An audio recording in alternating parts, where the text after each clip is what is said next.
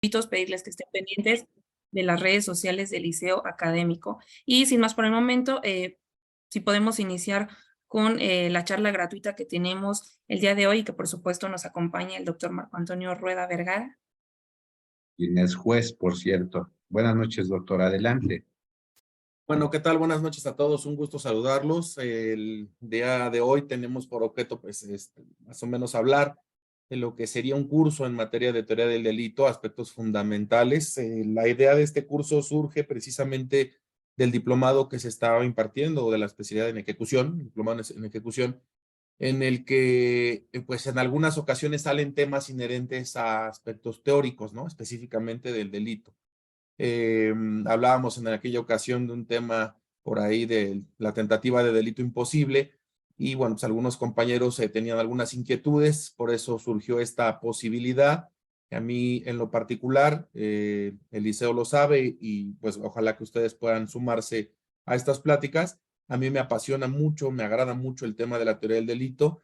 Creo que los abogados que se precian de ser penalistas tienen que dominar la teoría del delito. A la crítica que se hace a ejecución penal es, algún juez en alguna ocasión, un compañero, me decía, pues la ventaja que tienes tú en ejecución penal es que no tienes que saber teoría del delito. Y dije, pues yo creo que no puede haber un juez penal, sea la materia que sea, control, tribunal de enjuiciamiento o la que gustes, que no domine la teoría del delito. Si no dominas teoría del delito, me parece que pues estamos perdidos como abogados, ¿no? Es importantísimo tener claros los conceptos. Les soy honesto, cuando yo empecé a trabajar en el Poder Judicial, allá por el año 2000, ¿no? Ya tiene 23 años de eso, eh, veía las resoluciones que se dictaban, autos de formal prisión en esa época, o incluso sentencias en donde se hablaba de conceptos como antijuridicidad, causas de justificación, inculpabilidad, inimputabilidad, conciencia de lo antijurídico, ausencia de conducta, vis maior, bueno, muchas cosas que decían las resoluciones que yo la verdad es que lo digo respetuoso, cuando las leía decía, es que quien escribe esto debe de ser autor de libros, debe de ser un expertazo en la materia.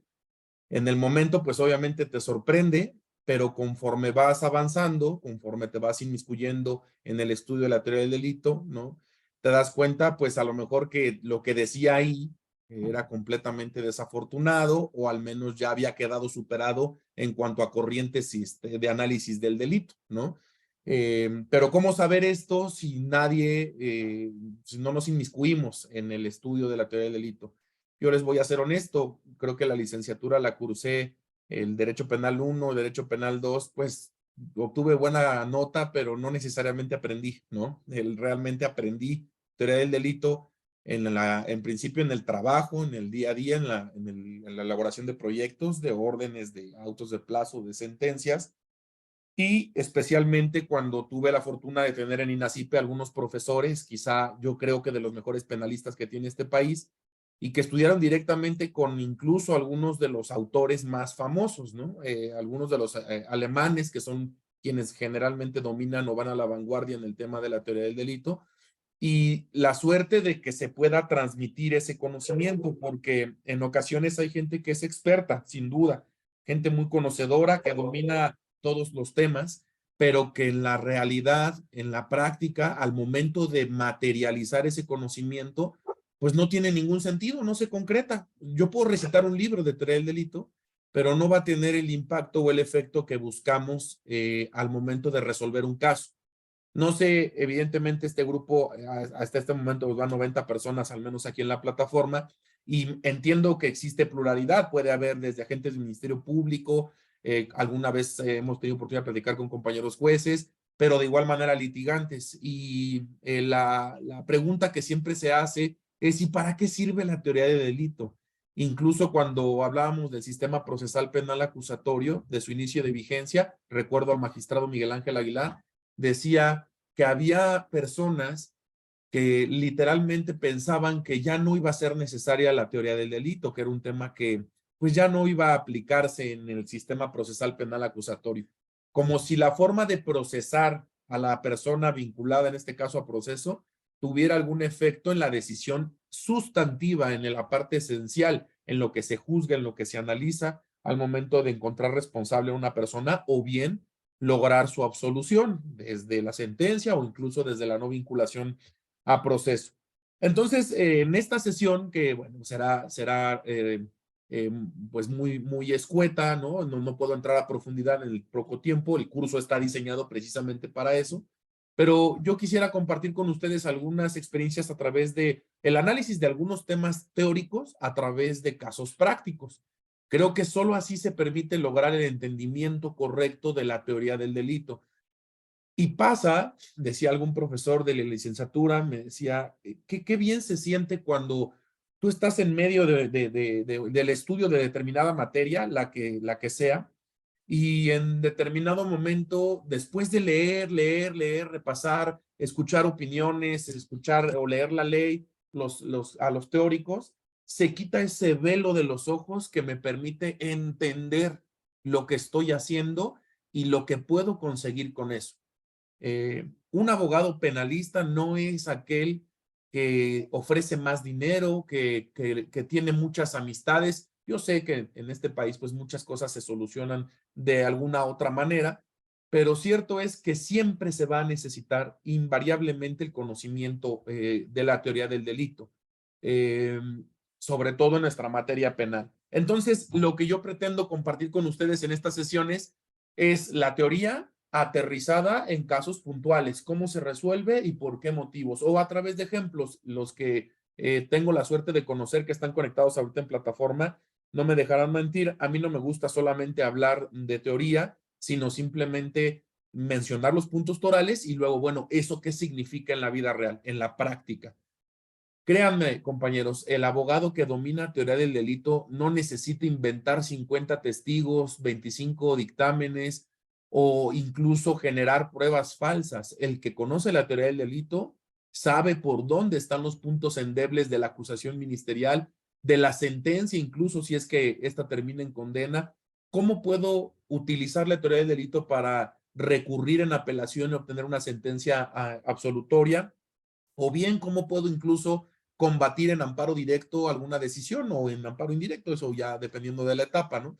Pero es importantísimo. A mí me dejó marcado el tema del derecho penal. Les soy honesto, a mí me gustaba el derecho civil. Yo quería dedicarme al derecho civil por el tema de las instituciones jurídicas, el derecho romano y demás, pero cuando empecé a trabajar en el tribunal, prácticamente desde los 18 años, vi varios casos que en lo particular a mí me marcaron y me incentivaron a meterme a profundidad, bueno, a mi capacidad y a mi entendimiento a la teoría del delito.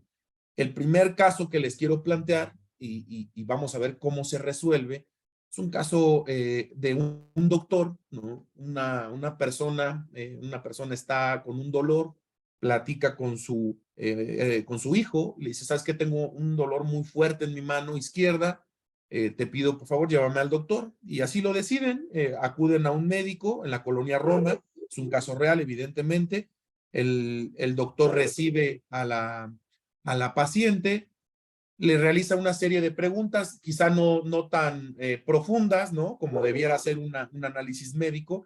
Le pregunta que si toma algún medicamento, que si padece alguna enfermedad. Ella le comenta, sí, yo tengo diabetes, está controlada, sí, tomo este medicamento y eso solo cuando lo necesito, muy bien. Entonces el médico toma la decisión de realizar la aplicación de una medicina que el nombre, si hay alguien que tenga conocimientos en esta materia, me lo podrá corregir. El nombre científico era cera líquida, no es cera tal cual, no es cera, vamos, de la que conocemos de las velas, ¿no? Sino así se le denomina cera líquida. Entonces, la paciente coloca su mano y él inyecta la sustancia. Una vez que inyecta la sustancia, le dice, por favor, colóquese en este espacio. En 10 minutos, el dolor tiene que empezar a ceder. Así ocurre, se sienta esta persona, una persona de 65 años en aquella época. En efecto, el dolor a los 15 minutos empieza a ceder y resulta que pues se va. Muchas gracias, doctor. ¿Cuánto es de sus honorarios? Le cubren el gasto y se retiran. Cuando la señora regresa a su domicilio, apenas iba poniéndose cómoda, el dolor regresa, pero con mayor intensidad que la primera vez que acude al doctor, ¿no? Entonces le dice a su hijo, ¿qué crees? Probablemente ya se me pasó el efecto del medicamento que me puso el doctor. quizá necesitemos ir de nuevo o que me vuelva a revisar. Pues sí, entonces vamos a regresar. Regresan nuevamente al consultorio, repito, Colonia Roma. El doctor dice, ¿y ahora por qué está usted acá? Pues es que llegué a mi casa y el dolor, lejos de disminuir, ya que llegué, empezó otra vez a aumentar. No necesitaré una dosis más fuerte. Entonces el doctor le dice, no, ¿sabe qué? A ver, permítame, vamos a tratar de checar si es solo cuestión temporal para que ceda ese dolor. Pasa aproximadamente una hora, hora y media, y entonces la paciente literalmente empieza a gritar porque ya el dolor es demasiado fuerte, ya no lo soporta y le pide al médico que la anestesie o que le coloque alguna otra situación o literalmente que le dé una respuesta porque ya no puede soportar. El doctor, al ver este tema, pues se comunica con un amigo, un especialista en angiología. Ese médico le dice, ¿sabes qué? Necesito que revises a una paciente mía. Le dice el doctor, está bien, te la recibo de emergencia o de urgencia, la palabra correcta, en tal hospital, trasládala para acá y acá nos vemos. Ok. Llegan a ese consultorio, el doctor realiza una entrevista de mucho mayor profundidad, le cuestiona qué enfermedad tiene, diabetes, desde cuánto hace que usted padece esta enfermedad, no sé, 10 años, qué medicamentos toma, pues tal y tal, en la mañana y por la noche este otro, ¿ha tenido alguna vez este problema? No, pues no, ok, déjeme hacerle un estudio de sangre y entonces toma algunos datos de gabinete, bla, bla, bla. Se va el doctor, regresa después de hacer estos estudios y le dice a la paciente, mire, pues tenemos dos opciones. La primera opción en este momento es que yo le ampute la mano. La segunda opción es que nos esperemos más tiempo, pero le doy por hecho que si nos esperamos más tiempo, no solo le voy a tener que amputar la mano, le voy a tener que amputar el brazo completo porque existe un procedimiento de gangrena que se está generando desde hace aproximadamente 3 horas que usted acudió con el médico. Pues evidentemente la paciente sale de control, platica con su hijo, le dice, pues si el doctor nos está diciendo que no hay opción, hacen un caos en el hospital, llegan otros especialistas y todos concluyen en que en efecto es necesario realizar la amputación de su mano izquierda. Así ocurre, se realiza la amputación de esa mano y evidentemente al margen de que la operación resulta exitosa porque solo se corta a partir de la muñeca, pues la señora completamente frustrada por la afectación psicológica, emocional que genera cualquier persona. Primero, la afectación de su físico y segundo, la pérdida pues de una mano que en la práctica, en el día a día, ustedes hagan la prueba, es complejísimo, ¿no? No contar con los dos brazos y manos. Entonces presenta su denuncia en contra del médico que la atiende por primera ocasión, este médico de la colonia Roma. Así ocurre, la denuncia empieza a caminar, se practican algunos estudios, algunos dictámenes, tanto de la CONAMED como de la propia Fiscalía General de Justicia de la Ciudad de México, y llegamos al punto en donde existe información y elementos suficientes para consignar este asunto, pedir una orden, en este caso de comparecencia o de aprehensión, en términos de lo que antes era el 373 del párrafo segundo del Código de Procedimientos Penales, que es en un delito culposo, yo libro la orden de aprehensión para que se presente ante el juez. Si ante el juez no puede garantizar su libertad provisional, entonces se le traslada a un centro de reclusión. Esto ocurría antes, repito, en el Código de Procedimientos Penales. Se libra la orden, se cumple y el doctor que es presentado ante el juez garantiza su libertad provisional. Pues es una lesión de carácter culposo, artículo 130, que deja una disminución, ¿no? En el órgano de la mano. Resulta que en el pliego de consignación y en el auto de formal prisión se dicta el fallo. La conducta, compañeros, va a ser materia de reflexión en este curso. Pues la conducta puede realizarse, básicamente, ustedes lo saben, son expertos de dos formas, a través de una acción o de una omisión, y esta última se divide o tiene dos modalidades, que es la omisión simple y la comisión por omisión u omisión impropia. En España existe otra figura llamada omisión por comisión, que pues regula el Código Penal español. El que le interesa el tema, Enrique Gimbernat Ordeig, tiene un libro precisamente que se llama La omisión, en donde toca este tema. A mí me parece que hay un error por ahí, pero bueno, nos centramos en nuestro caso. Es un tema de comisión por omisión u omisión impropia. ¿En qué consiste la conducta que despliega el agente que es penalmente relevante? Dice el Ministerio Público y posteriormente en el auto de formal prisión del juez. Pues lo relevante es que una vez que esta persona acude al médico y que él le da el tratamiento, cuando regresa ya había transcurrido de que recibió ese medicamento, había transcurrido 2 horas y el médico hace todavía que la paciente espere durante 1 hora más recibir atención médica. Es decir, aquí te quedas en lo que yo te monitoreo, te vigilo para ver, en efecto puedes tener dolor, pero vamos a esperar, vamos a ser cautelosos, quédate aquí y veamos qué resulta. Entonces dice el Ministerio Público, ese tiempo de que le inyecta y de que regresa al consultorio porque el dolor había aumentado, en donde el médico hace que la paciente permanezca durante 1 hora en el consultorio, pues lo único que generó, esa omisión, generó a la postre un resultado, que en el caso fue la amputación de su mano izquierda. Porque si el doctor hubiese ordenado, solicitado, pedido el auxilio a su amigo especialista, el angiólogo, una atención inmediata, entonces el resultado, en este caso la lesión y pérdida de la mano, no se hubiese generado. Entonces, de esa manera yo puedo vincular, dice el Ministerio Público, que la conducta omisa del doctor derivó en la pérdida de la mano de la víctima y por ende estamos en presencia de un delito de omisión impropia o comisión por omisión. Así se llevó todo el proceso. Yo recuerdo, y por eso insisto y me gusta mucho poner este ejemplo por el tema de la importancia de dominar la teoría del delito. Yo recuerdo que yo en ese entonces me dedicaba a proyectar las sentencias, no hacía autos de formal prisión ni órdenes, simplemente ya me pasaban para hacer el dictado de la sentencia.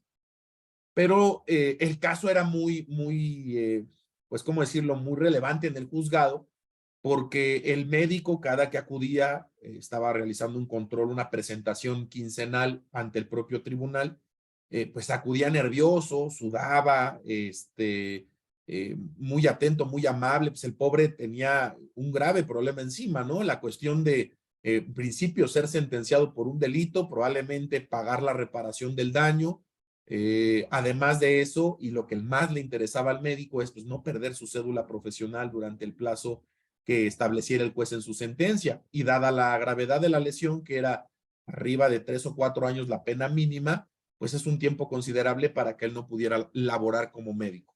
En ese sentido, pues sucede que cuando empieza el tema del ofrecimiento de pruebas, su defensor pues era criticado. De hecho, mis compañeros prácticamente se burlaban de él, ¿no? Y decía, ¿cómo ves el doctor contratando ese tipo de defensa? Pues para qué, mejor que se defienda solo, no lo está ayudando, y me imagino cuánto le debe cobrar. O sea, había muy malos comentarios en relación al defensor privado particular del doctor. Nunca ofreció ningún elemento de prueba. Entonces, ¿qué hizo este defensor? Cuando va la audiencia, el Ministerio Público estaba desahogando sus pruebas, la única intervención que tuvo a lo largo de todo ese proceso, ¿no?, en audiencia y en ofrecimiento de prueba, la única intervención que tuvo el defensor fue en sentido de interrogar, de hacer 2 preguntas al perito de la Fiscalía General de Justicia. ¿En qué consistían esas preguntas? La primera pregunta que le hace es que si una vez que se realiza, o más bien, ¿cuál es el factor detonante que llevó a el segundo médico a realizar la amputación de la mano? ¿Y qué lo genera? Eso es la pregunta, la primera pregunta que hace. Y le responde el perito de la fiscalía, bueno, pues lo que detona el procedimiento de gangrena es la inyección de cera líquida en un paciente que tenía diabetes. Ese procedimiento no es del todo, vamos, es lógico y es aceptado por la Academia científica, en el sentido de que se puede vacunar, se puede inyectar, perdón, a este tipo de pacientes cuando presentan estos dolores y en efecto ayuda mucho en el control del dolor. Pero viene el tema, esa inyección no puede aplicarse o no debe aplicarse en pacientes que tengan alguna enfermedad como la que la víctima tenía, en este caso una diabetes con progresión de 10 años o con un antecedente de 10 años, porque tienen procesos distintos de coagulación y eso afecta directamente al empleo de este medicamento. Como a veces dicen los medicamentos, no se usa en embarazo, no se use durante la lactancia. Bueno, pues lo mismo en este caso. La cera líquida, dice el perito de la fiscalía, es una buena solución en tanto tu paciente no tenga una enfermedad como la que tenía la víctima. Y entonces, pues bueno, esa es la respuesta a la pregunta. Ok. Segunda pregunta, le dice el defensor. Solo hizo esas dos preguntas. La segunda pregunta es, ok, muchas gracias por aclararme que lo que generó el resultado fue que se le inyectó. Ahora, pregunta, una vez que mi cliente, en este caso el procesado, inyecta la cera líquida a la víctima, inicia el proceso de gangrena. Eso nos acaba de decir usted. Sí, es correcto, por la enfermedad de diabetes. Ok. ¿Existía forma científicamente probada, con base en los estudios médicos, en la experiencia de usted como experto de la angiología, existía forma de revertir ese proceso de gangrena? Y entonces el perito de la fiscalía responde, no, no existía forma de revertir. Ok, son todas las preguntas. Bueno, pues resulta que cuando el asunto llega ya a mí como proyectista para presentarle al juez el proyecto de sentencia, pues me percato que en la acusación, lo que en ese entonces eran las conclusiones, el Ministerio Público formula acusación en contra del doctor, pues pide X pena, no sé, 5 o 6 años de prisión, la suspensión de la licencia, la patente para ejercer la profesión de medicina y pues el tema de la reparación del daño. Hago una acotación que, pues bueno, le da un matiz al caso. Durante el proceso que se ventiló en el juzgado, digamos que duró, no sé, 3 o 4 meses, el doctor se acercaba, varias veces se acercó con la víctima y le decía, mire, yo cometí un error, esto me queda claro, pero le pido que no me afecte profesionalmente. Obviamente, la víctima pues estaba muy molesta y no se prestaba para el diálogo. Entonces le dice la víctima, le dice el doctor, mire, yo tengo ahorros y le ofrezco 700,000 pesos en aquella época, no sé cuánto será en estas épocas, 700,000 pesos del año 2003 o 2004, no sé cuánto dinero represente ahora, me imagino que debe de ser más de 1,5 millones de pesos, ¿no? Le ofrezco ese dinero y por favor usted otórgueme el perdón. Ya no le puedo regresar su mano, pero tampoco usted gana nada con que yo pues pierda mi cédula profesional. Y a cambio de eso yo le ofrezco pues como reparación del daño esa cantidad de dinero. A lo largo del proceso pues la víctima no quiso, no aceptó. Cuando llega, insisto, ya a conclusiones, el Ministerio Público como órgano técnico, ojo con eso, como órgano técnico nos dice, bueno, pues entonces voy a acusarlo, te pido estas penas y él tiene que hacer, el Ministerio Público, no solo ahora, compañeros, sino desde siempre, debe de hacer un análisis de todos los elementos de configuración típica, conducta, tipicidad, anticuridicidad y culpabilidad, y desmenuzar los 4 elementos y decir por qué no se concreta ninguno de los negativos, ¿no? ¿Por qué no hay atipicidad? ¿Por qué no hay ausencia de conducta? ¿Por qué no hay causa de justificación? Tiene que hacer ese estudio y se supone que al ser, insisto, un órgano técnico no se puede equivocar.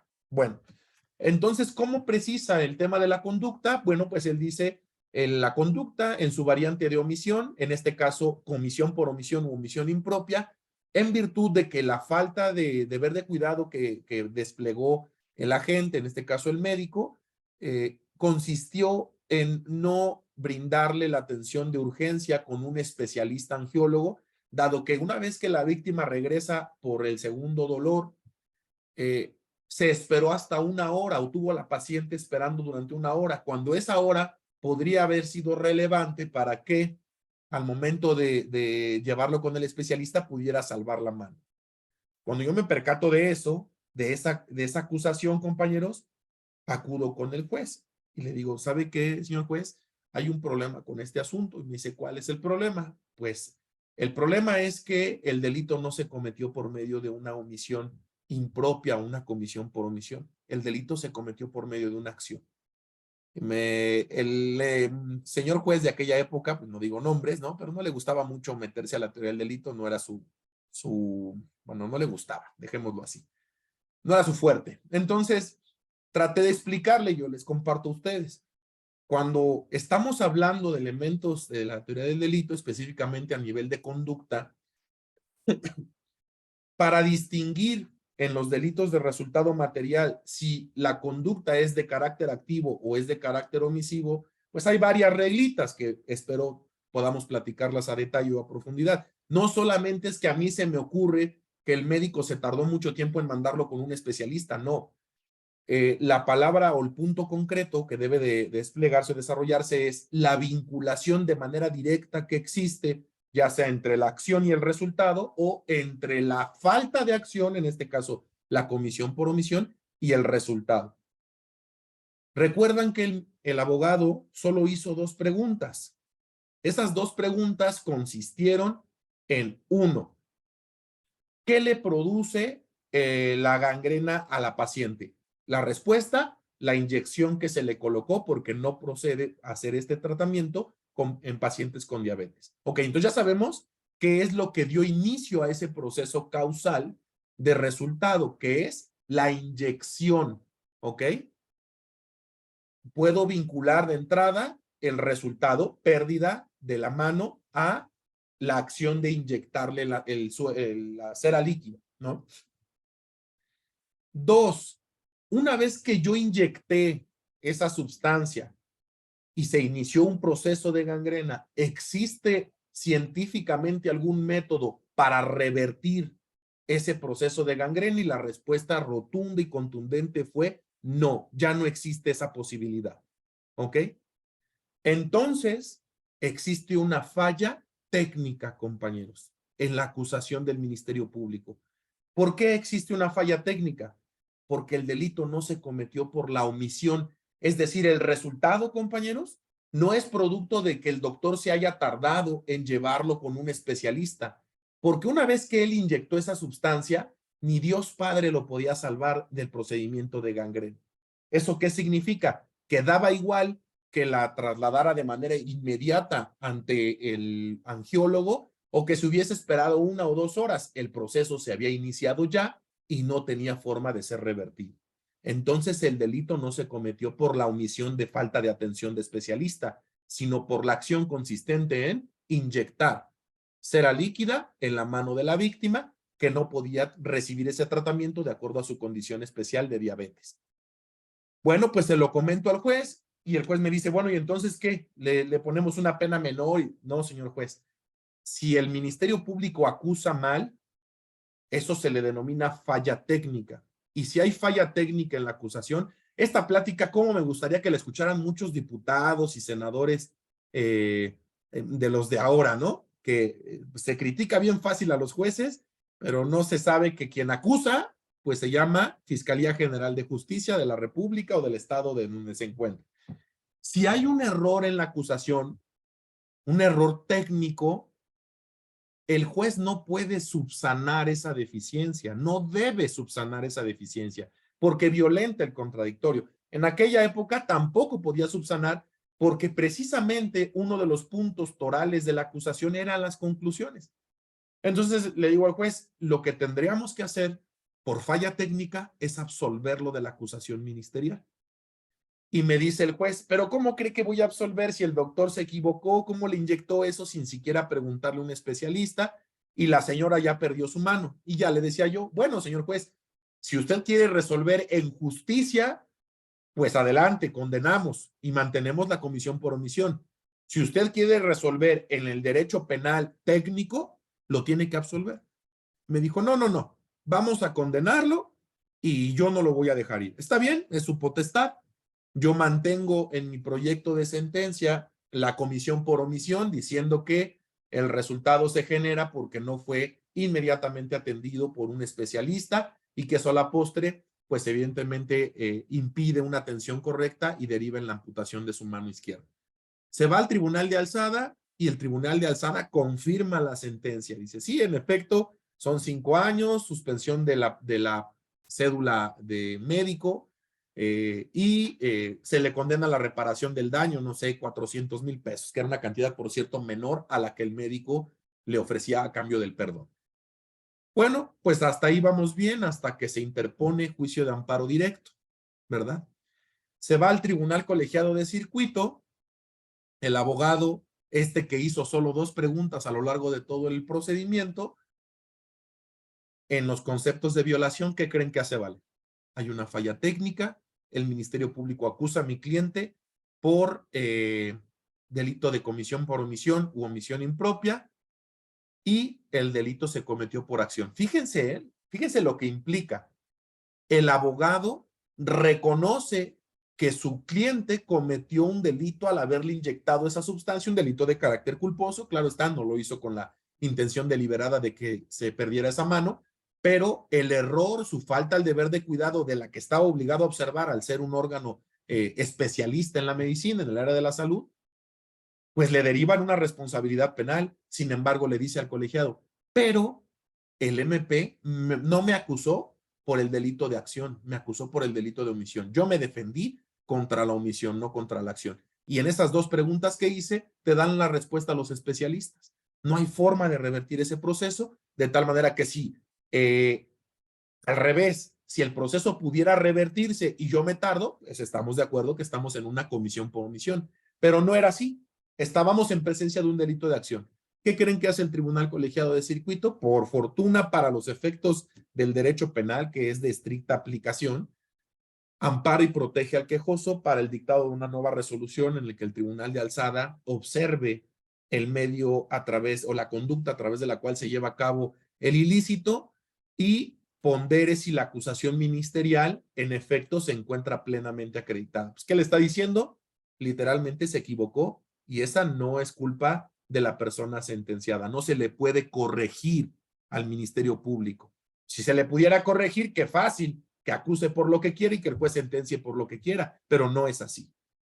Entonces la sala pues dicta cumplimiento de ejecutoria de amparo y absuelve de la acusación ministerial a la persona, en este caso al médico. 2 preguntas, compañeros, 2 preguntas de una persona que conoce la teoría del delito, que sabe cómo utilizarla a favor de sus clientes y que por ende genera la absolución de esa condena. Como mera anécdota, compañeros, de este tema, les comparto que ya que llega la sentencia absolutoria, pues se le manda a notificar a las partes y el médico, lo que él pretendía era evitar la pérdida de su cédula profesional, el médico fue al tribunal, habló con la víctima y le dijo, señora, como sea, sé que me equivoqué. Al día de hoy yo no tengo que pagarle absolutamente nada. ¿Por qué? Pues porque me absolvieron y me absolvieron por una culpa del Ministerio Público. Pero yo reconozco mi responsabilidad y le sigo ofreciendo los mismos 700,000 pesos de reparación del daño por la pérdida de su mano que le causé. Evidentemente la víctima tomó los 700,000 pesos y el asunto terminó así. Alguien por ahí me ha preguntado en alguna ocasión cuando he puesto este ejemplo, bueno, pero ¿y qué? ¿A poco entonces así se van a quedar las cosas? Pues así se quedaron, pero no necesariamente, porque podríamos proceder en contra de ¿quién? Del agente del Ministerio Público que de manera errónea, estando obligado a conocer las áreas técnicas del derecho penal, de la teoría del delito, acusó incorrectamente al sentenciado y eso derivó en su absolución. Y además, ahora con la Ley General de Víctimas, podríamos incluso exigir una doble reparación del daño porque un servidor público que por ende representa al Estado me generó una afectación en este caso en mi en mi estado emocional derivado de que yo no obtuve la sentencia que esperaba. Si el abogado se hubiera dedicado a ofrecer otros 8 dictámenes de médicos especialistas en angiología que fueran a mentir al tribunal y le dijeran, no, es que sí se podía revertir porque sé de un caso que hace 25 años se presentó, pues en realidad lo que estaría haciendo es únicamente eh, eh, ensuciar, ¿no?, el proceso, ofrecer pruebas falsas y cosas que no tienen que ver. No necesitó gastar en 8 médicos, ni en 15 testigos, ni realizar 365 preguntas. Necesitó 2 preguntas. Pero claro está, compañeros, que si ese abogado no conociera la teoría del delito, pues no tendría ni idea de lo que está pasando, no hubiera hecho ni siquiera la impugnación o lo hubiese hecho por otras razones, ¿no? Pero no por estos aspectos técnicos que son, insisto, relevantísimos y que por eso a mí me gusta cuando hablemos del tema de la conducta, cuando lo expliquemos, podemos poner este ejemplo y algunos otros que la práctica me ha permitido conocer. Ahí está ese primer caso y de por qué es útil la teoría del delito, por qué nos va a servir analizar estos elementos, ¿no? Segundo ejemplo, lo pongo nada más, bueno, pues voy a poner 3 ejemplos y después empezaría ya el tema de introducción como tal. Un segundo ejemplo que yo me gusta ponerlo, no sé si sea real, ese no me tocó vivirlo a mí, pero algún profesor de INACIPE precisamente nos lo compartió y pues bueno, yo lo replico con ustedes, me parece muy ejemplificador, ¿no? Resulta, compañeros, que el artículo 231 del Código Penal para la Ciudad de México, los que estén en el interior de la República, chequen en sus códigos penales el delito de fraude, el llamado fraude específico, el fraude genérico, pues todos los códigos lo tienen, pero el fraude específico es un delito que castiga comportamientos de engaño, pero muy concretos, muy particulares. En el caso del Código Penal de la Ciudad de México, el artículo 231, fracción cuarta, nos dice, se impondrán las penas previstas en el artículo anterior, que se refiere al fraude genérico, a quien, fracción cuarta, al que se haga servir alguna cosa o admita un servicio en cualquier establecimiento comercial y no pague el importe debidamente pactado, comprobado. ¿Ok? Si yo voy a un restaurante y me hago servir pues el mejor platillo que tienen en su menú y no lo pago cuando llega el mesero y me dice son 4,500 pesos y yo le digo pues es que ¿qué cree? Que no tengo dinero, pero ya tenía mucha hambre y a mí no me importó en ese momento, entonces me comí el ribeye o no sé, el que haya sido, ¿no? El más caro que tenían ahí disponible. Pues dice el artículo 231, fracción cuarta, eso es delito, Marco, porque tú te hiciste servir sabiendo que no ibas a pagar. Ok. Bueno, pero ¿y qué pasa, compañeros? Y dice el profesor, que es caso real, dice él, pues resulta que en una ocasión yo estaba en la casa de ustedes viendo la televisión un viernes, ¿no? A eso ya de las, no sé, 12, 1 de la mañana, viendo una película, cuando suena mi teléfono y era un alumno que tuve yo en la licenciatura. Decía mi profesor, no es caso mío, ¿eh? Un alumno mío que iba en la licenciatura, le contesto por la hora y le digo, ¿qué pasó? ¿Todo bien? Y me dice, no, profe, por favor, le pido que me venga a ayudar, nos van a llevar al Ministerio Público. ¿Quién te va a llevar al Ministerio Público? Mire, pues, véngase para acá, estoy en tal cantina. Ok, voy para allá. Entonces llega a la cantina, ¿no? El profesor, uno de los mejores penalistas que yo conozco, y dice, a ver, pues, ¿cuál es el tema? Sí, lo que pasa, sale el gerente de la cantina, ¿no? Y le dice, mire, lo que pasa es que aquí su muchacho llegó a las 8 de la noche con estos compañeritos y entonces empezaron a tomar, pues cada quien iba pidiendo su ronda, ¿no? Primero whisky, luego coñac, luego brandy, luego ron y pues ya llegó la cuenta y son 8,500 pesos y no tienen dinero para pagar o que porque se fue el que iba a pagar y ya se quedaron sin el apoyo económico y entonces pues los vamos a consignar porque el artículo 231, fracción cuarta del Código Penal dice que al que se haga servir una cosa y no la pague, pues evidentemente está configurando el delito de fraude específico. Dice el profesor, a mí no me consta, que entonces él dijo, momento, pero ¿qué creen? Que yo leí que hay algo que se llama causas de justificación. A nivel de la teoría del delito tenemos lo que es la conducta, dependiendo de la teoría, ahorita lo checamos, ¿no? Existe la teoría monolítica o atómica del delito, la bitómica, la tritómica, la tetratómica y enetómicas que queramos, según el número de elementos que le queramos atribuir. La más aceptada es entre la tritómica y tetratómica, son las más aceptadas al día de la fecha. ¿Cuáles son? Conducta típica antijurídica y culpable, cada una con sus elementos, pero también tiene un apartado B, un lado negativo de esos elementos. En el caso en particular, dice el profesor, yo vi, hay conducta, pues sí, porque se hicieron servir de la bebida. La conducta es típica, pues sí, porque están configurados los elementos, al que se haga servir en un establecimiento mercantil algo respecto de lo que no cubra su costo, pues está configurado el delito, la conducta es típica.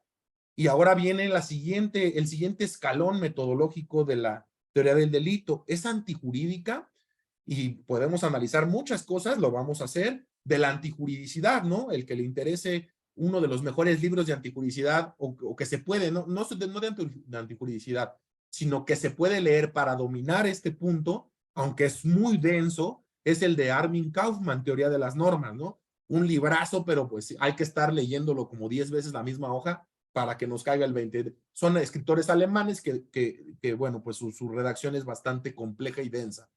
Bueno, pero entonces en la antijuridicidad tenemos también un elemento negativo. ¿Cómo se llama ese elemento negativo?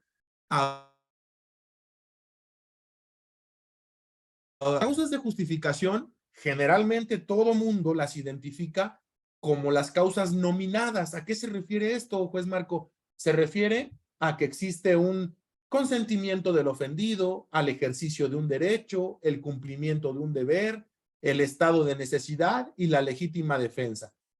Consentimiento del ofendido, no hay. Pues no le dio permiso para no pagar, ¿verdad? Ejercicio de un derecho, pues tampoco expresamente lo hay. Cumplimiento de un deber, no creo que exista cumplimiento de un deber en alcoholizarse en una cantina con mis amigos, no va por ahí. Legítima defensa tampoco y estado de necesidad, pues menos.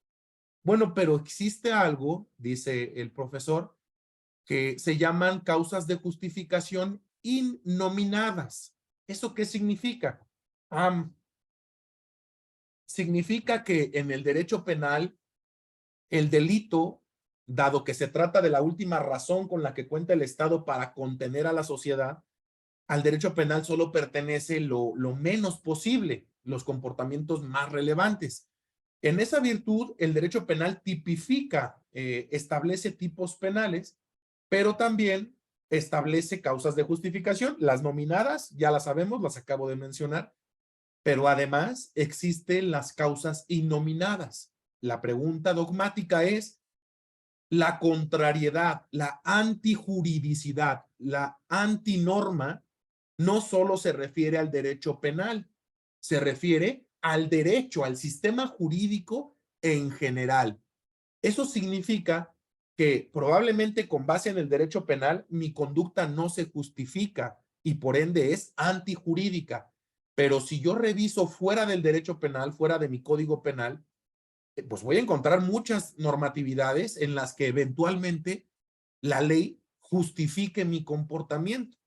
Ah, caray, ¿eso cómo es? Pues me pongo a buscar en el Código de Comercio, en el Código Civil, bueno, tantas disposiciones, ¿no? La Ley General de Títulos y Operaciones de Crédito.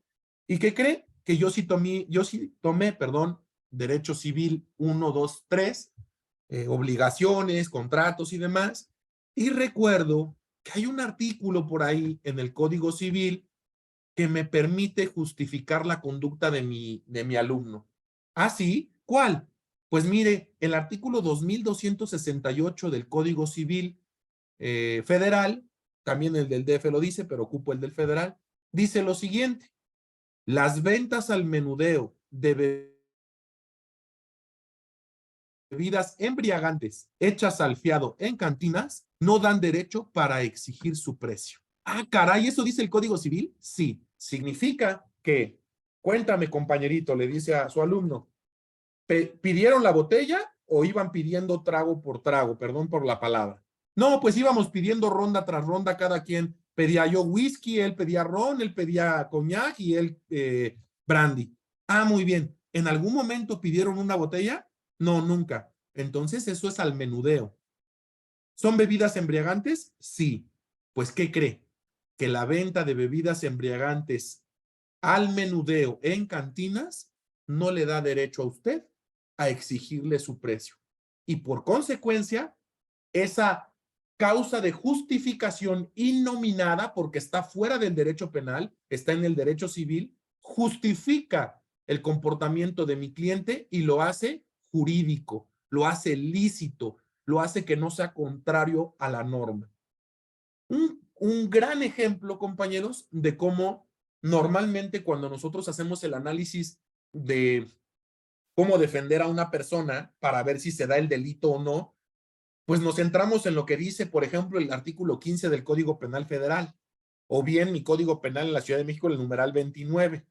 Pero no me doy cuenta, o al menos no lo sabía yo hasta que tomé esa maestría, pues que lo antijurídico es contrariedad al sistema legal mexicano, no solo al derecho penal. De tal manera que la conducta descrita en el tipo penal, si se justifica en alguna otra norma, eso le quita lo ilícito a la conducta típica. Y pues bueno, con ello, ¿qué se genera? No tengo que hacer absolutamente nada más que regañar a los muchachos y decir luego vengan a pagar, pero por lo pronto nos tenemos que ir y los tienen que poner en libertad. Claro está, compañeros, que como lo decía también este gran penalista, todo es materia de prueba, ¿verdad? No solo la teoría del delito es argumentar y se acabó. Tengo que demostrar mi postura, tengo que acreditarla con algún elemento que permita concluir por qué no se concretan esos elementos o por qué sí, si yo represento a la víctima. Cierro los ejemplos, ¿no? Ya hablamos de un ejemplo de conducta, ahora estamos hablando de un ejemplo de antijuridicidad y ahora voy a cerrar el ejemplo con un tema también de antijuridicidad que muy pocas personas conocen respecto de la legítima defensa. Fíjense ustedes que yo acá en la casa de ustedes tengo una malla eléctrica, ¿ok? Todo el frente de mi casa está electrificado en la parte superior de la barda. A eso, compañeros, se le conoce como las ofendículas. Penalmente, o sea, teóricamente se le conoce como una ofendícula, ¿ok? Si ustedes ponen vidrios, ¿no? Botellas rotas, eso es una ofendícula. Si ustedes ponen la malla electrificada, eso es una ofendícula. Todo aquello que pretenda protegerme de una agresión se le denomina ofendícula. Pero, ¿qué sucede con las ofendículas? Pues que tienen que ser manejadas de manera correcta, porque de no ser así, pues incluso me harían a mí responsable de un delito. Supongamos, compañeros, que en estos momentos que estoy platicando con ustedes, escucho ruidos y observo, me asomo y observo que un sujeto con una escalera está pasando por arriba de la malla eléctrica.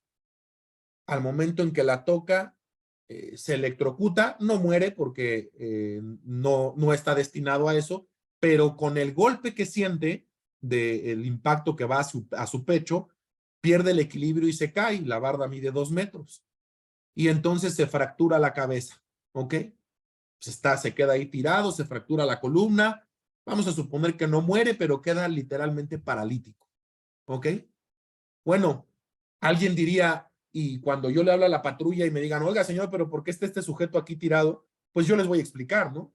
Pues lo que pasa es que se quiso brincar la barda, me iba a robar, iba a hacer cosas en mi casa, esta es mi propiedad, él no tiene derecho a ingresar aquí, ¿no? Se llama, en todo caso, allanamiento de morada y podríamos decir que también un robo en grado de tentativa. Y dice el policía, pues sea como sea, dadas las lesiones, lo quiere usted aclarar al Ministerio Público. ¿Qué va a decir el Ministerio Público, compañeros? Bueno, pues que en todo caso estamos en presencia de una legítima defensa, porque yo estaba en la repulsa de una agresión real, actual, inminente y sin derecho de una persona sin que haya mediado provocación de mi parte. Yo nunca le dije nada, él se quiso meter y ahora la consecuencia es que se lesionó. El Ministerio Público, si hace correctamente su trabajo, y si no, para eso está el litigio, para a obligar a las autoridades a cumplir con lo que marca el Código Penal, el derecho penal, pues me tendrá que decir, en efecto, licenciado Marco, disculpe usted, y a ver este muchacho cómo queda, ¿no? Hasta ahí no hay problema. Pero ¿qué pasa, compañeros? Si yo el día de hoy les digo que mañana, más bien mañana, a las 6 de la mañana, yo salgo rumbo a Acapulco de vacaciones porque estoy harto de resolver casos en mi tribunal y me tomé una licencia y regreso hasta el próximo lunes. Me voy miércoles y regreso el lunes. ¿Ok? Obviamente, ¿qué hacemos todos? Cerramos la puerta de la casa, apagamos el gas, las luces, desconecto los aparatos para que no sea alguna descarga y dejo la malla electrificada, ¿verdad? Ok. El día de mañana a las 10 de la noche, otro sujeto intenta meterse a mi casa y le pasa exactamente lo mismo. Le da el golpe con el de electricidad, cae al piso, se fractura y muere. ¿Sí? Ok. Resulta que me marca mi vecino, me dice, oye Marco, vente de urgencia, fíjate que se intentaron meter a tu casa y pues la persona esta que te iba a robar se cayó y al parecer pues ya está muerta. O sea, ahí vengo con muy a mi pesar de regreso de Acapulco, me presentan ante el Ministerio Público y el Ministerio Público me dice, otra vez usted, sí, otra vez yo, pues es que se quieren meter a robar mi casa. Ok, pero pues es legítima defensa, ¿no, Ministerio Público? El Ministerio Público me puede decir, no, juez, ¿qué cree que no? No es legítima defensa. ¿Cómo que no es legítima defensa? Es exactamente lo mismo que pasó ayer. No, porque ayer usted estaba dentro de su casa y hoy estaba en Acapulco. Y la legítima defensa pone como condicionante para su actualización, es decir, para que se presente la legítima defensa, que exista una agresión real, actual e inminente.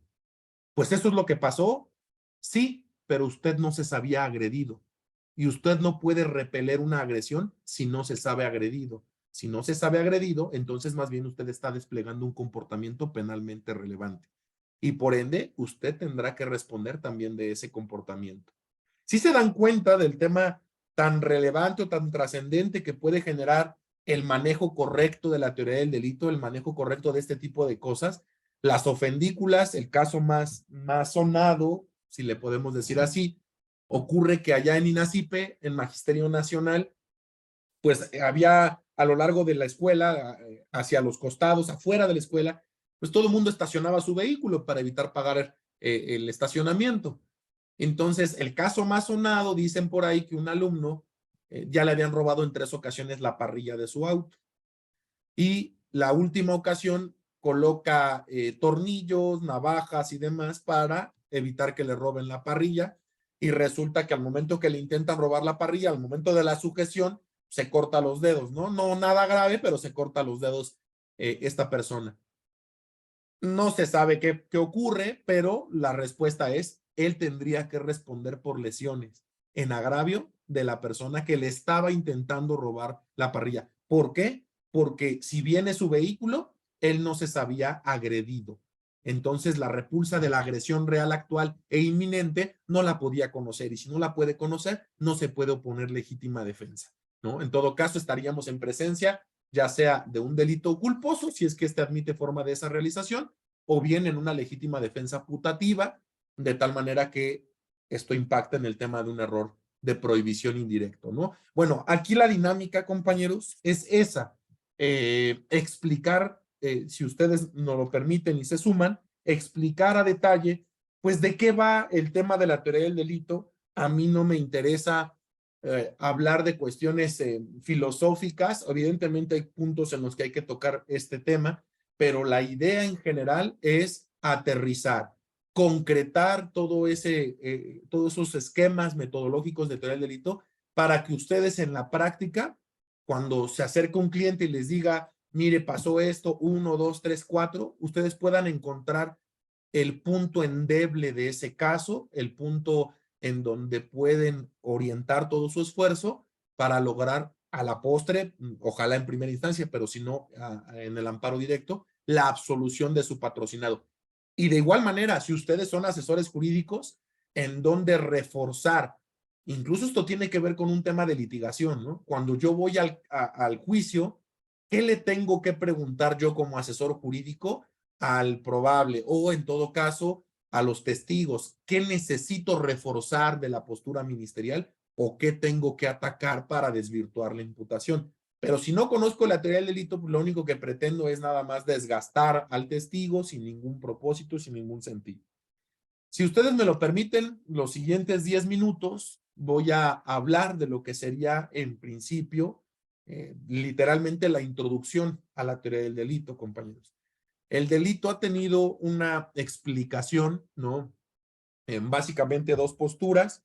La primera, la teoría monolítica o totalizadora de los delitos, que significa que el delito no se puede escindir, el delito no se puede dividir en partes, sino que es un todo indivisible, tal cual. Por otra parte, están las teorías atómicas o atomizadoras, ¿no? Del delito. ¿Qué significa? En las teorías analíticas o atomizadoras dicen, vamos a dividir el hecho delictivo para su estudio, para su análisis, en partes. Y esas partes dependerá, insisto, ¿se acuerdan que les decía hace un momento? El número de elementos que le pretendamos dar. Yo puedo decir, yo soy de la postura analítica bitómica o tritómica o tetratómica o heptatómica o n cantidad de divisiones que se puedan realizar. Repito, las más aceptadas son la tritómica y la tetratómica, cada una con sus posturas y debates. ¿Esto por qué es relevante? Pues porque, bueno, cuando vemos una sentencia, no sé ahora, pero ya no se estila tanto, creo, pero cuando se ve esa sentencia, los jueces tienen que hacer un ejercicio de reflexión de todos estos elementos.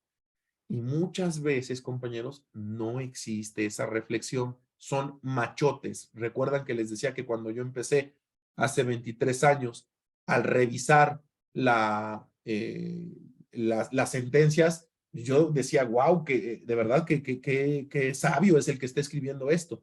Y ya a la postre te das dando cuenta que es un machote, que se rellena con nombres y con datos, pero que en ocasiones no existe una verdadera reflexión. Y esa reflexión a los litigantes les toca realizarla, repito, para obtener un resultado favorable hacia su cliente.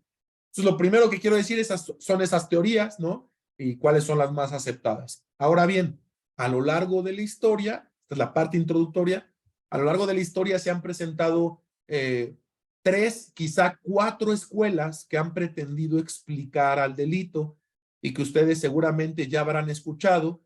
En este curso, lo único que voy a hablar de esas teorías es estos 10 minutos y si acaso 10 minutos de nuestra primera sesión que empieza, pero me voy a centrar en los elementos del delito, en la conducta, la ausencia de conducta, en la tipicidad, la ausencia de tipicidad o atipicidad, en la antijuricidad, las causas de justificación y por último la culpabilidad y las causas de inculpabilidad. A profundidad, esa es la idea.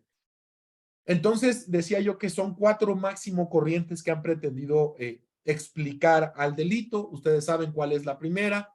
Ernst von Belling, Radbruch, ¿no? Todos ellos desarrollan lo que se conoce como el causalismo. El causalismo es la primera corriente que pretende, repito, explicar al delito. El causalismo se basa, compañeros, en algo llamado positivismo, pero no el positivismo que los abogados conocemos. Si a los abogados nos dicen ese jus positivista, sabemos a qué se refiere. La postura contraria al jus naturalismo y una postura intermedia al realismo sociológico, ¿no? Pero no se refiere a ese positivismo, se refiere al positivismo como corriente de pensamiento, que Augusto Comte era el principal expositor del positivismo. En México, el principal expositor, porque estaba rodeado de asesores de positivistas, fue precisamente Porfirio Díaz. ¿Y en qué se basa el positivismo, compañeros? El positivismo básicamente se ciñe en lo siguiente. Todo lo que sea o que pretenda brindar una explicación mágica o basada en la fe, no me sirve. ¿A mí qué me sirve? Todo aquello que pueda ser explicado de manera objetiva, científica y que, ojo con esto, sea sensorialmente corroborable. ¿Qué es eso de sensorialmente corroborable? Literalmente perceptible a los sentidos. todo lo que yo pueda ver, lo que pueda escuchar, lo que pueda tocar, lo que pueda sentir, eso es relevante para el derecho penal y para la postura del causalismo. Si yo no puedo ver, si yo no lo puedo sentir, si no lo puedo escuchar, entonces eso no le interesa al derecho penal. Es von List, Belling y Radbruch quienes desarrollan estas posturas del positivismo y entonces lo aterrizan en el causalismo, que el causalismo, de ahí viene su nombre, ¿no? En explicar las causas del delito. Y surgen algunas corrientes, cada una representada por un teórico. Insisto, compañeros, espero que no se estén aburriendo. Esto es únicamente una cuestión de bases que necesitamos para ir a los temas importantes que serán ya precisamente cuando empiecen nuestras pláticas. El causalismo tiene básicamente 4 posturas, representada cada uno por algún autor. En principio, la teoría de la última condición, que es Ortmann. ¿Qué dice la teoría de la última condición? Bueno, pues si el día de hoy una persona recibe un impacto de bala o es apuñalada en la calle, pues evidentemente se pedirá el auxilio de una ambulancia, la ambulancia llegará por él, lo sube, empieza a darle esos primeros auxilios y lo traslada a un hospital porque necesita recibir sangre, ¿no? Una donación, transfusión sanguínea. Pero en el proceso, el chofer, si bien con una emergencia, de manera imprudente se mete en sentido contrario en el carril del Metrobús. Y eso deriva en que su vehículo impacte en determinado momento con el Metrobús. La persona llega otra ambulancia, lo trasladan al hospital y ya cuando están en ese proceso de subirlo a la siguiente ambulancia, el sujeto ya está muerto, ¿no? Entonces, ¿qué dice la teoría de la última condición? Bueno, pues a mí realmente no me importa todo lo que pasó antes. Lo que me importa es lo último que ocurrió. ¿Y qué fue lo último que ocurrió? Que la ambulancia chocó. Entonces, ¿quién va a responder del homicidio? Pues el conductor de la ambulancia que de manera imprudente se metió en sentido contrario en un carril confinado. Porque es la última condición la que está generando, o condición más próxima, la que está generando el resultado. Después existe otra postura, ¿no? Son solo 4, las explico. Última condición, después condición más eficaz. Mismo ejemplo, dice la teoría de la condición más eficaz de Birkmeyer. No, no es cierto, eso no es correcto. ¿Quién va a ser responsable del delito? Pues de entre esas condiciones que se generan o que eventualmente van a producir el resultado, ¿cuál de ellas es la más eficaz o eficiente para generar el mismo? La puñalada o el accidente de tránsito. Entonces, ¿qué ocurre? Dice, no, pues sucede que él ya iba literalmente a punto de perder la vida porque había perdido ya mucha sangre y por eso necesitaba ser transfundido. Entonces, esa condición, dice esta postura, es la más eficaz para generar el resultado. Por ende, el responsable del delito será el sujeto que enterró ese cuchillo en el cuerpo de la víctima. Oye, y la conducta del chofer de la ambulancia que fue imprudente y demás, eso me es irrelevante porque no era la condición más eficaz. La condición más eficaz era esta. Y entonces genera o anula responsabilidades que también podrían ser de derecho penal para otras personas. Siguiente postura, tercera, causalidad adecuada. Bueno, para que esto sea penalmente relevante, a mí no me interesa ni cuál es la última, ni cuál es la más eficaz, sino cuál es la que objetivamente sirve para producir el resultado. ¿Y esto en qué afecta? Pues, pues que supongamos, ¿no? Que hay una persona que entierra un cuchillo en la pierna de otro sujeto, durante una riña, ¿ok? Y existe otro sujeto que está una persona parada en una barda de cierta altura, 5 o 6 metros, y lo empuja y lo tira al piso. ¿Qué dice la teoría de la condición de la causalidad más adecuada? Bueno, que en realidad lo importante aquí no es la intención del sujeto, sino más bien los medios que está empleando para generar el resultado. Y el que empuja al sujeto de la barda, sabiendo que va a caer a una distancia de 4 o 5 metros, pues probablemente le va a generar la pérdida de la vida. Entonces esa causalidad es adecuada. En cambio, el que está generando un debate, una riña y entierra el cuchillo, pues es parte de la riña y no pasa más que dentro de las lesiones o el homicidio, pero con esa condicionante de riña. Es decir, que se olvida por completo del deseo, del ánimo, del deseo, de la intención del sujeto activo. Lo que le es relevante es si el medio empleado era idóneo para producir el resultado. Y entonces lo que castiga, repito, es lo objetivamente corroborable, no lo que hay en la mente. Podría ser, compañeros, que el sujeto que arroja a la persona que le empuja no quería matar, pero como produce el resultado, y esa es una causa adecuada, pues respondes por el homicidio. Y el sujeto que está enterrando el cuchillo sí quería matar, pero no lo consigue, entonces no podemos procesarlo por homicidio en grado de tentativa, sino únicamente por lesiones. Esta es la tercera postura. La cuarta y última postura del causalismo, ¿no? Para no aburrirlos, es la famosa postura de la conditio sine qua non o la condición sin la cual no, conocida también como la teoría de la equivalencia de las condiciones, que dicho sea de paso, es la que resulta ser más criticada por todos los penalistas modernos. ¿Por qué? Dice que todas las condiciones, todas las circunstancias que contribuyen al resultado son causas del mismo y en consecuencia condicionan su existencia. Eso dice la teoría de la equivalencia de las condiciones. ¿De qué estoy hablando? Ya son las 10:20 y ya no sé. ¿De qué habla el juez? Bueno, muy sencillo, compañeros. Hay algo que se llama el apotegma del causalismo. El apotegma del causalismo se explica, creo yo, muy sencillo. Yo tengo a A. Si A produce B, pues A es la causa de B. Hasta ahí estamos bien. Si B produce a C, entonces A también produjo a C. ¿Por qué? Porque si A no produce a B, B no produce a C. La causa de la causa es causa de lo causado. Entonces, ¿qué pasa con el causalismo aquí? Que dice todas las circunstancias que rodean al evento criminal, que son perceptibles a través de los sentidos, son trascendentes para el derecho penal y por ende deben responder de su comportamiento.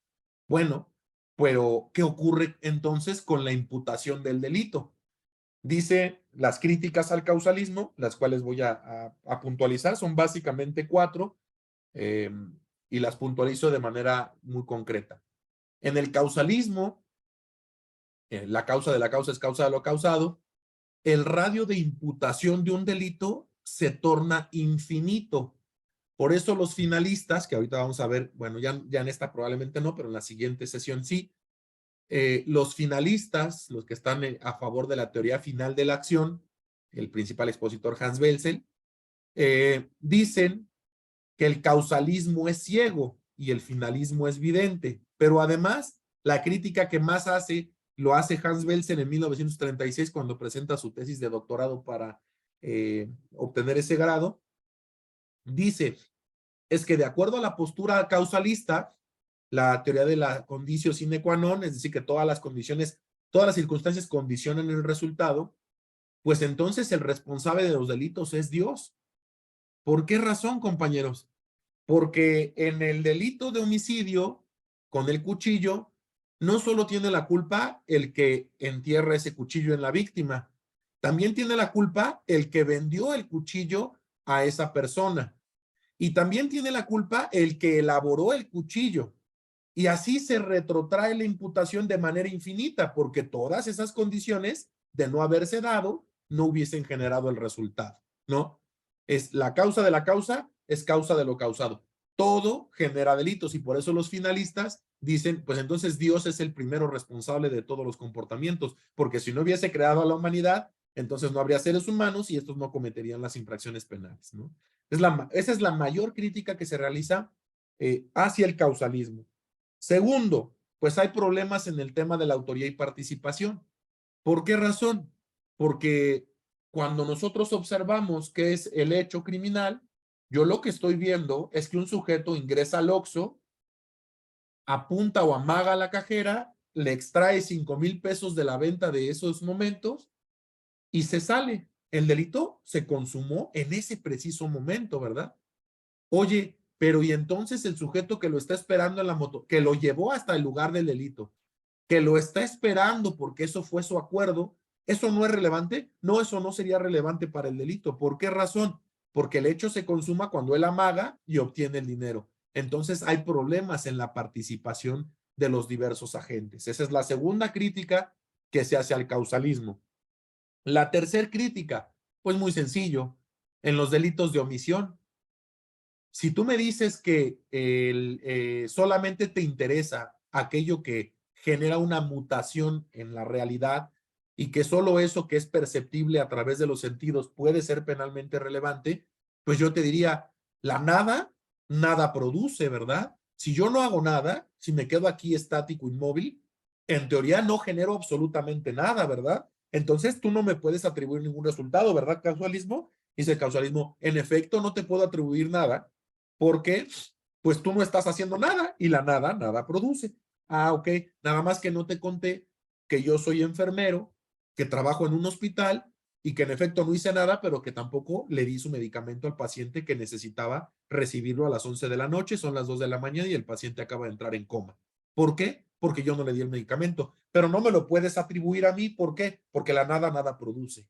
¿Ok? Entonces, otra de las críticas que se dirigen hacia el causalismo. Última crítica hacia el causalismo, y por eso decía yo que los finalistas dicen la acción causal es ciega y la acción final es vidente. ¿Y eso qué significa? ¿No? Muchas frases que los penalistas usan, muchos puntos que dicen como que suena muy bonito, pero bueno, ¿y qué eso qué representa? Bueno, dicen los finalistas que la acción causal es ciega porque pareciera que al derecho penal en el causalismo lo que le interesa es un comportamiento de tipo animal. Dice, en el tema del elemento subjetivo, compañeros, lo que se conoce como dolo y culpa, el subjetivo genérico, en el finalismo de lo que se pretende, ya no me meto a la explicación en forma, pero el finalismo dice, no actuamos como animales.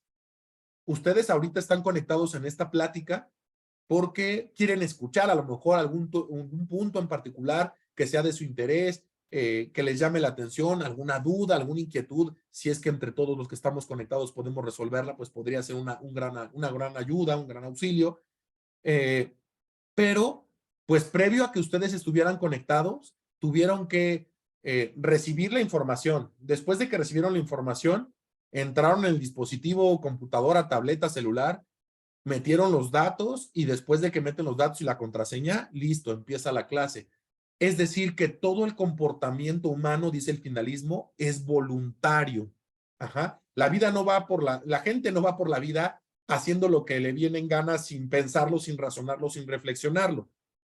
En la mañana de mañana, cuando yo me levanto para bañarme. ¿Para qué? Para cambiarme, después de cambiarme, subirme a mi vehículo, después de subirme a mi vehículo, tomar X calle, circular a través de esas avenidas y llegar hasta el reclusorio en donde yo trabajo. ¿Para qué? Para desempeñar una función. Es decir, dice Belzel, pues la persona siempre va a actuar voluntariamente, mide lo que quiere hacer, ve cuáles son las posibles formas de llegar a esa actividad o a ese resultado y entonces sí, inicia el proceso causal. Entonces, es importante en el finalismo analizar la intención o la voluntad de la persona desde el despliegue, ¿no? Del tipo penal, de la conducta y específicamente del tipo penal. En el causalismo, eso era irrelevante. Aquí lo que nos importaba es, tú accionaste tu arma de fuego en contra de esta persona, ¿verdad? Sí, esa es una conducta de acción. Perfecto. ¿Esa conducta de acción es típica? Sí, al que prive de la vida a otro. Es típica, se acabó. ¿Es antijurídica? Pues probablemente ahí es donde entremos en dudas. Pero el dolo, es decir, la intención con la que tú habías desplegado ese homicidio, le era irrelevante al causalismo. A diferencia del finalismo que dice, no, no, no, momento, sí disparó el arma de fuego, pero no saques del contexto de la realidad esa acción. ¿Por qué disparó el arma de fuego? Ah, pues porque el otro sujeto era un ladrón que a su vez estaba accionando su arma en contra del agente de seguridad pública que estaba tratando de anular la agresión en contra de X víctima o de un robo. Bueno, entonces sin duda el dolo tiene otra connotación que debe de ser analizado desde el despliegue del comportamiento. Y por eso en el finalismo, que no estoy desarrollándolo a plenitud, lo veremos en la siguiente sesión, Grasudona traslada el dolo, que antes era un sinónimo de culpabilidad, es decir, el dolo o la culpa se analizaban hasta la culpabilidad en el causalismo, y dice, no, lo voy a pasar ahora al tipo penal. Entonces la crítica del causalismo es que era un tipo penal sin dolo o culpa, como el comportamiento de un animal, no de un ser humano provisto de voluntad, ¿no? Esa es una de las mayores críticas. Si me regalan 2 minutos, cierro ya en esta ocasión con la segunda escuela. La primera ya decíamos, el causalismo con su última condición, condición más eficaz, causalidad adecuada y teoría de la equivalencia de las condiciones. La crítica, ya lo dijimos, el radio de imputación se hace eterno, la autoría y la participación tienen un problema porque pues si no puedo corroborar por los sentidos que tú consumaste, entonces tú no intervienes, aunque a lo mejor fuiste el que me dio todas las herramientas para lograr el resultado. Los delitos omisivos, en donde si yo no hago nada, no tengo por qué responder por nada, porque te importa solamente lo que se vea a través de los sentidos, lo que se perciba sensorialmente. Y por último, el tipo avalorado, ¿no? Que es un tipo que no contiene elementos subjetivos, menos aún dolo y culpa, y que tampoco tiene elementos de carácter normativo, ¿no? Pues eso es importantísimo tenerlo en cuenta con base en el finalismo. Lo desarrollaré en la siguiente sesión. La siguiente corriente, o sea, son 4, causalismo, finalismo, imputación objetiva, algunos dicen que es el funcionalismo, pero es la imputación objetiva, y el 3, que en época, más bien en devenir histórico, sería, la segunda postura es el normativismo axiológico. Resulta, compañeros, que en la Alemania nazi surge un autor que es uno de los mejores penalistas quizá de la historia. Hay muchos penalistas que lo reconocen quizá en el top 5, ¿no? De los más encumbrados penalistas, que se llama Edmundo Metzger. Edmundo Metzger era un gran penalista que fundó la escuela de Kiel. La escuela de Kiel es famosa, si ustedes lo googlean, es famosa porque fue el derecho penal de la Alemania nazi. Hitler se aproxima con Metzger y le dice, ¿sabes qué? Yo tengo la necesidad de justificar muchas cosas que van a pasar o que están pasando, pero lo tengo que hacer de manera que no haya una responsabilidad para mí. Tenemos que crear toda una estructura para justificar eso. Y entonces Metzger crea lo que es el normativismo axiológico. ¿Qué significa esto del normativismo axiológico? Pues axiología es escala de valores, ¿no? Normativismo, pues es la norma tal cual.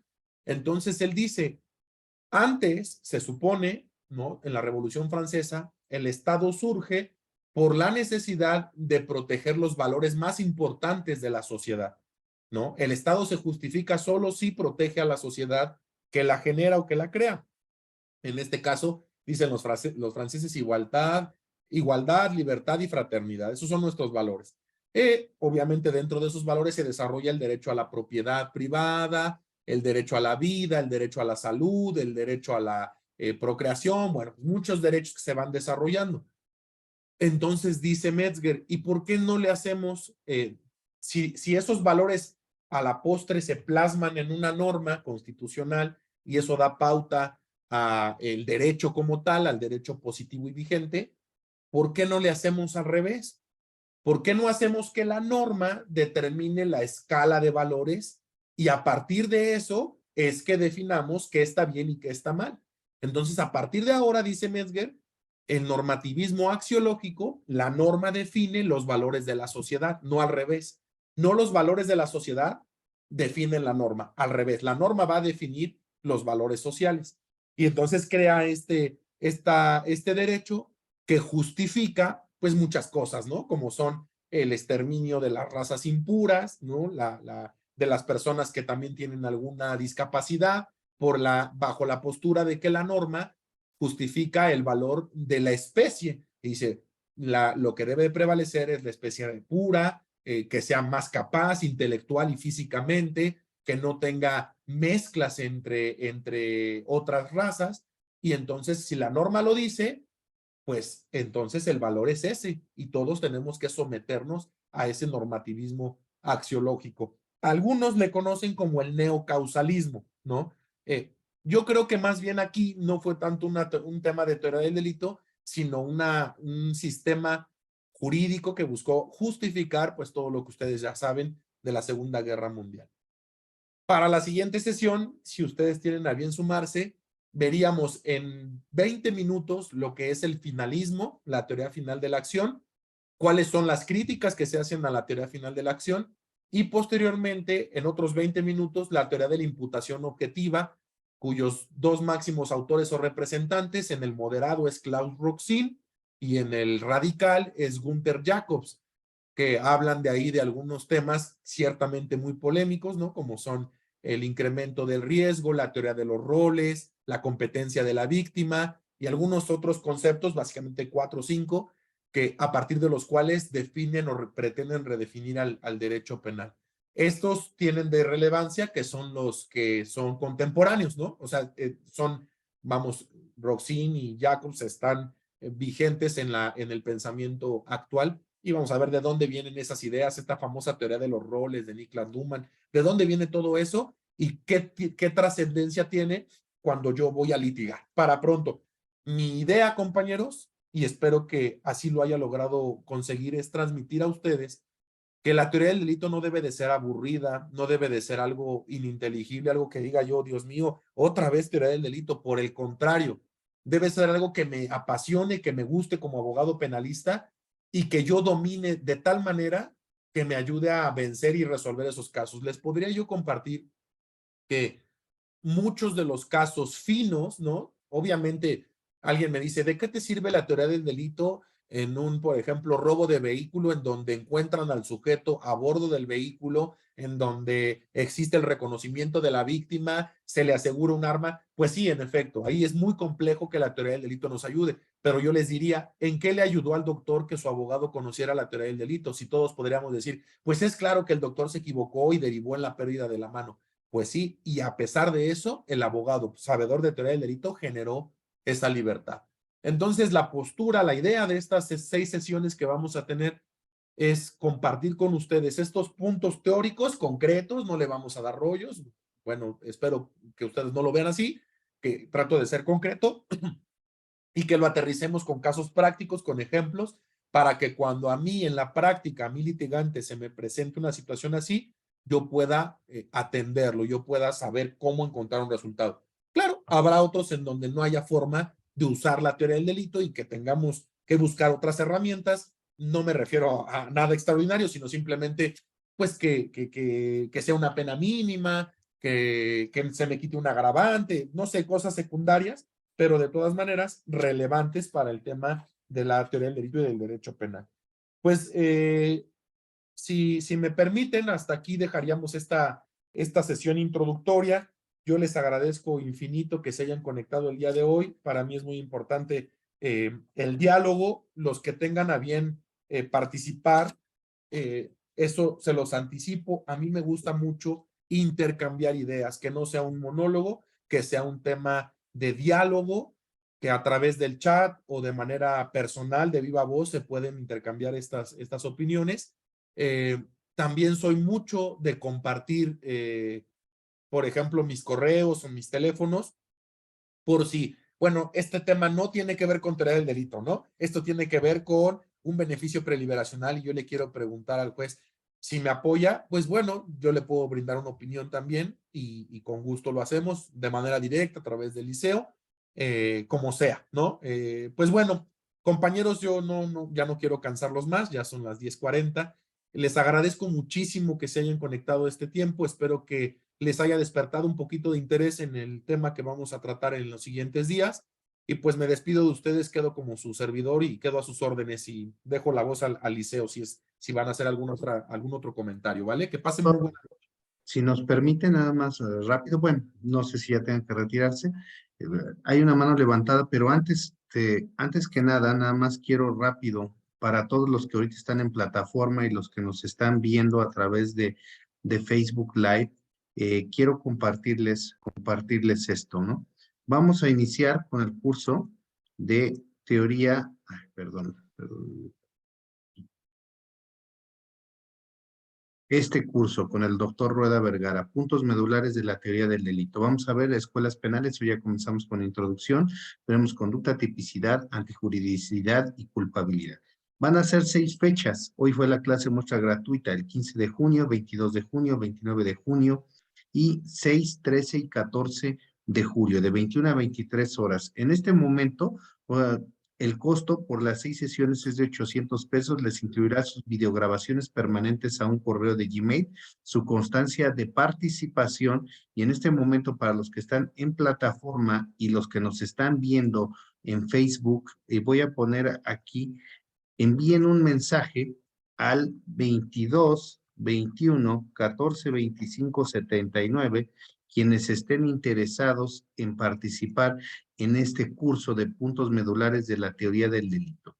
Quien tenga la oportunidad de poder pagar los 800 pesos, adelante. Y la otra promoción es pague 400 pesos antes del inicio del curso Puntos Medulares de la Teoría del Delito y 400 pesos, los restantes 400 pesos para la tercera clase, de manera que se puedan preparar con el doctor Marco Antonio Rueda Vergara. Está abierta la promoción para los que están en este momento en plataforma Zoom, como para los que nos están viendo a través de Facebook Live. No sé si siga el doctor por aquí. Jovita, ¿le quiere dar unas palabras al doctor, por favor? Adelante, Jovita. Sí. Muy buenas noches. Gracias, doctor Camacho, por cederme el uso de la voz. La ignorancia de la ley no exime de la obligación de obedecerla. Privadas, a nombre de la familia Liceo Académico MX y de nuestro rector, Manuel Camacho, extendemos nuestro agradecimiento al doctor Marco Antonio Rueda Vergara por su brillante ponencia.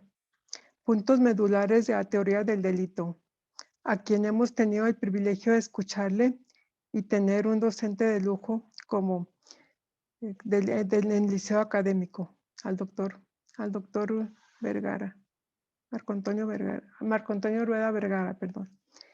En las adversidades sale a la luz la virtud. Excelente noche para todos. Cedo el uso de la voz al director Manuel Camacho. Muchas gracias. Muchas gracias, Jovita. Y pues para los demás quienes están viéndonos ahora, siguen en plataforma y quienes nos verán en repetición, iniciamos este jueves, iniciamos curso de investigación inicial con el doctor Gerardo Campos Malagón. La cuota de recuperación es de 600 pesos por 3 sesiones, te incluye tu videograbación permanente, tu constancia de participación y ahí está el temario, hecho, elementos del tipo, antecedentes de investigación con control judicial y sin control y ejercicio de la acción penal. Las fechas es 1, 6 y 13 de junio de 18 a 21 horas. Te invito a que también te inscribas con el doctor Campos Malagón. Y por último, llevamos la primera clase sobre el taller sobre delitos sexuales, su comprobación.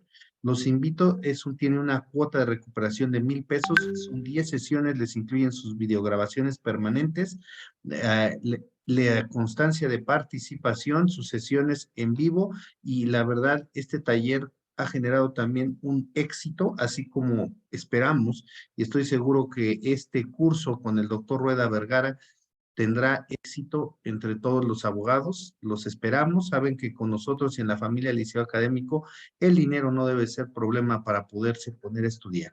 Vuelvo a reiterar, quien quiera, los que están aquí en sala, ya está el número que es 22 21 14 25 79. Pueden mandar mensaje quienes estén interesados para el efecto, ya sea y vuelvo a repetir, quien pueda pagar los 800 pesos, adelante. Quien no, antes del inicio del curso, 400 pesos y a la tercera clase, los restantes 400 pesos. El sentido de todo esto es que ustedes se mantengan actualizados y como siempre lo hemos dicho en el Liceo Académico, el dinero no debe de ser obstáculo para que ustedes se puedan seguir preparando. Muchísimas gracias por su atención Le cedo el uso de la voz rápido a la abogada Jessica Márquez para que despida la transmisión. Gracias a todos los que se conectaron y nos ven a través de Facebook Live. Gracias, maestro Manuel Camacho. Bueno, pues como ya lo ha comentado él, síganos en redes sociales. Quienes deseen incorporarse, de verdad vale la pena estos cursos que nos dedican los jueces.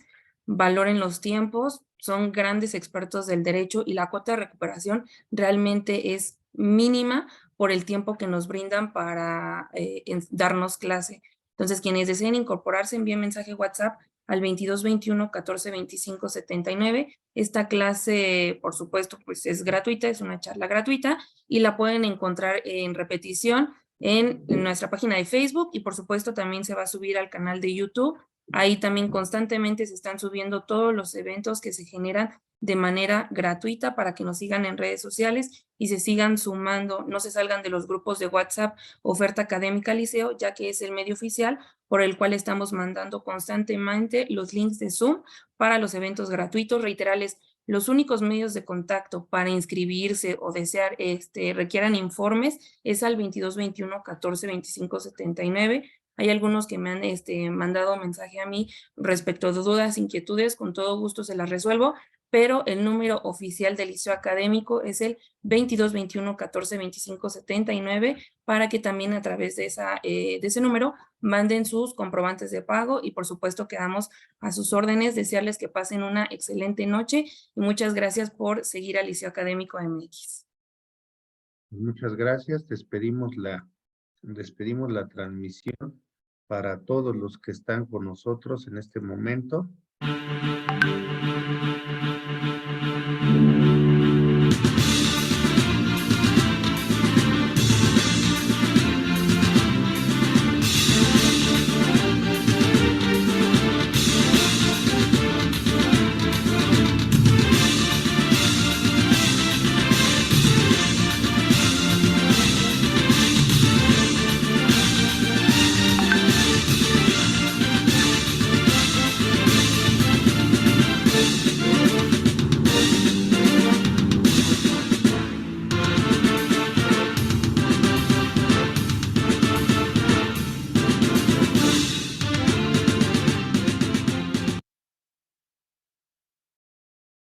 Gracias a todos los que se sumaron. No sé si alguno tenga alguna duda, algún comentario.